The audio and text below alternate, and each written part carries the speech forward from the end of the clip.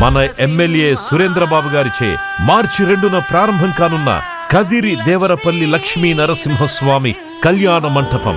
గంభీర సింహగ్రావక్షేత్రావాస జయసింహ దైత్యాంత విద్యుద్ఘాత వీక్షారోక్ష నరసింహ.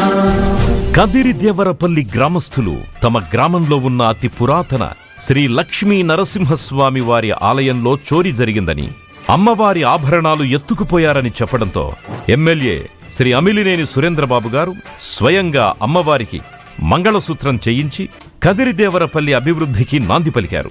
ఆలయం వద్ద వివాహాలు చేసుకోవడానికి వీలుగా గ్రామ ప్రజలకు మాట ఇచ్చిన ప్రకారం తన సొంత నిధులు 80 లక్షల రూపాయలతో కదిరి దేవరపల్లి గ్రామంలోని లక్ష్మీ నరసింహస్వామి వారి ఆలయం వద్ద అన్ని సౌకర్యాలతో కళ్యాణ మంటపం, వంట చేయడానికి వీలుగా వంటగది, భోజనశాల, తాగునీటి కోసం ఆర్ఓ ప్లాంట్, నీటి కోసం బోరు వేయించడంతో పాటు ఆలయం వరకు సీసీ రహదారిని సైతం వేయించారు మన ఎమ్మెల్యే అమిలినేని సురేంద్రబాబు గారు.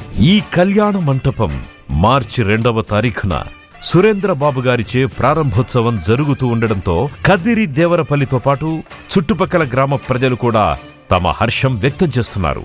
నరసింహ లక్ష్మీ నరసింహ